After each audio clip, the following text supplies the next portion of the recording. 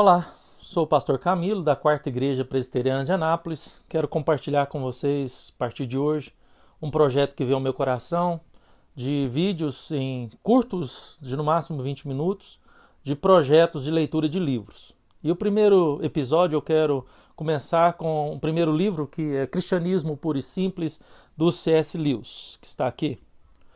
Esse livro ele é fruto ou resultado de uma série de palestras que ele deu em programas de rádio.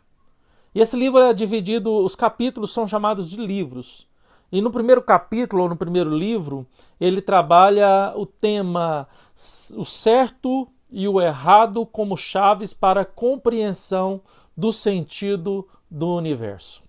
O certo e o errado como chaves para a compreensão do sentido do universo. Então, eu vou iniciar a leitura. E, como primeiro tópico, ele trabalha a lei da natureza humana. E ele começa assim: todo mundo já viu pessoas discutindo. Às vezes, a discussão soa engraçada, em outras, apenas desagradável. Como quer que soe, acredito que podemos aprender algo muito importante ouvindo os tipos de coisas que elas dizem nessas discussões. Dizem, por exemplo: você gostaria que fizessem o mesmo com você? Desculpe, esse banco é meu. Eu sentei aqui primeiro. Deixe-me em paz, que ele não está fazendo nada de mal. Por que você teve de entrar na frente? Dê-me um pedaço de sua laranja, pois eu lhe dei um pedaço da minha. E, poxa, você prometeu. Essas coisas são ditas todos os dias por pessoas cultas e incultas, por adultos e crianças. O que me interessa em todos esses comentários é que o homem que os faz não está apenas expressando quanto lhe desagrada o comportamento de seu interlocutor. Está também fazendo apelo a um padrão de comportamento que o outro deveria conhecer. E esse outro raramente responde ao inferno com esse padrão. Quase sempre tenta provar que sua atitude não infringiu este padrão, ou que se infringiu, ele tinha uma desculpa muito especial para agir assim. Alega uma razão especial em seu caso particular para não ceder o lugar à pessoa que ocupou o banco primeiro. Ou alega que a situação era muito diferente quando ele ganhou aquele gomo de laranja, ou ainda que um fato novo o desobrigava de cumprir o que foi prometido. Está claro que os envolvidos na discussão conhecem uma lei ou regra de conduta leal, de comportamento digno ou moral, ou como quer que o queiramos chamar, com a qual efetivamente concordam. E eles conhecem essa lei. Se não conhecessem, talvez lutassem como animais ferozes, mas não poderiam discutir no sentido humano desta palavra. A intenção da discussão é mostrar que o outro está errado. Não haveria sentido em demonstrá-lo se você e ele não tivessem algum tipo de consenso sobre o que é certo e o que é errado, da mesma forma que não haveria sentido em marcar a falta de um jogador sem que eu mesmo conhecesse previamente as regras do jogo. Ora, essa lei ou regra do certo e do errado era chamada de lei natural. Hoje em dia, quando falamos das leis naturais, quase sempre nos referimos às coisas como a gravitação, a hereditariedade ou as leis da química. Porém, quando pensadores do passado, a lei do certo e do errado de lei natural, eles chamavam de lei natural. Está explícito que se tratava da lei da natureza humana. A ideia era a seguinte: assim como os corpos são regidos pela lei da gravitação E os organismos, pelas leis da biologia, assim também a criatura chamada homem possui uma lei própria, com a grande diferença de que os corpos não são livres para escolher se vão obedecer à lei da gravidade ou não. Ao passo que um homem pode escolher entre obedecer ou desobedecer à lei da natureza humana. Examinemos a questão sobre outro prisma. Todo homem está continuamente sujeito a diversos conjuntos de leis, mas apenas um é livre para desobedecer. Enquanto o corpo ele é regido pela gravitação e não pode desobedecê-la, se ficar suspenso no ar sem apoio, fatalmente cairá como cairia uma pedra. Enquanto o organismo está sujeito às diversas leis biológicas, as quais, como os animais, não podem desobedecer. Em outras palavras, o homem não pode desobedecer às leis que tem em comum com outros seres, mas a lei própria da natureza humana, a lei que não é compartilhada nem pelos animais, nem pelos vegetais, nem pelos seres inorgânicos. A esta lei, o ser humano pode desobedecer se assim quiser. Essa lei era chamada de lei natural, porque as pessoas pensavam que todos a conheciam naturalmente e não precisavam que os outros a ensinassem. Isso, evidentemente, não significava que não se pudesse encontrar aqui e ali o indivíduo que a ignorasse, assim como existem indivíduos daltônicos ou desafinados. Considerando a raça humana em geral, no entanto, as pessoas pensavam que a ideia humana de comportamento digno ou decente era óbvia para todas ou para todos. Eu acredito que essas pessoas tinham razão. Se assim não fosse, as coisas que dizemos a respeito da guerra não teria sentido nenhum.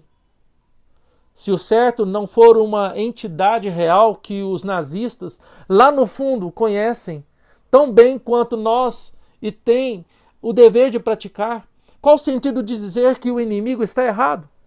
Se eles não têm nenhuma noção daquilo que chamamos de certo, talvez tivéssemos de combatê-los do mesmo jeito, mas não poderíamos culpá-los pelas suas ações, da mesma forma que não podemos culpar um homem por ter nascido com os cabelos loiros ou castanhos.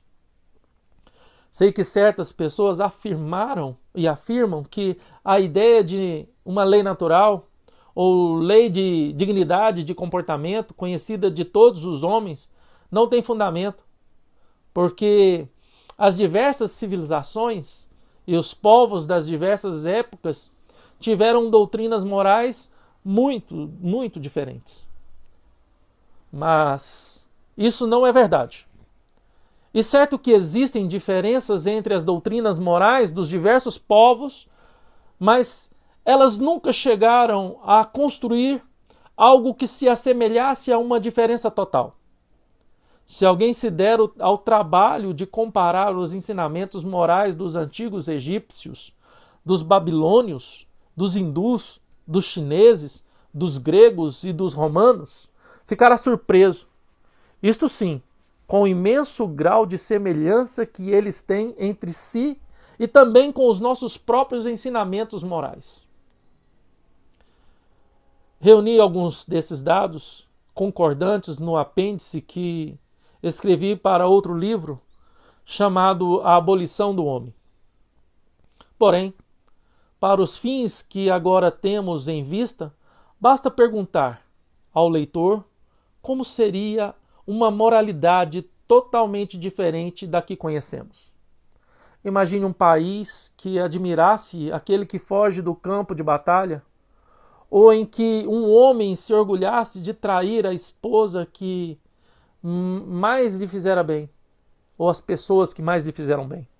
O leitor poderia igualmente imaginar um país que 2 e 2 são 5.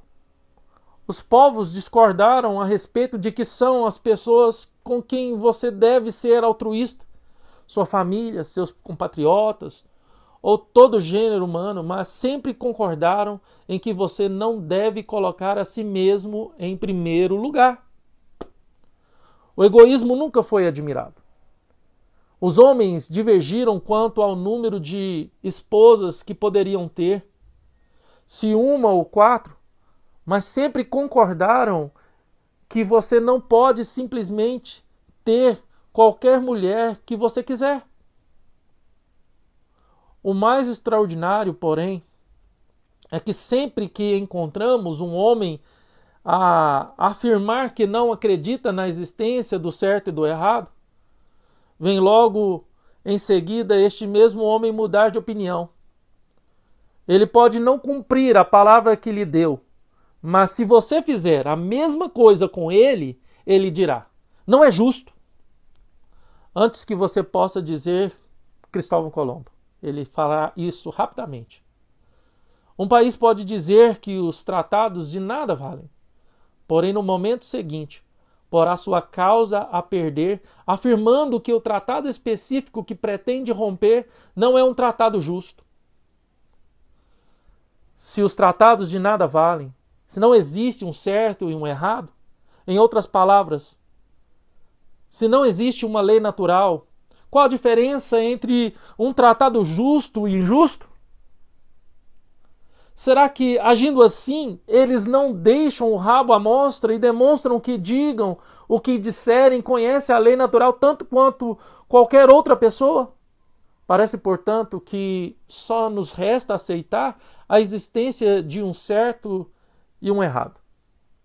As pessoas podem e volta e meia se enganar, podem volta e meia se enganar a respeito deles, da mesma forma que às vezes erram uma soma.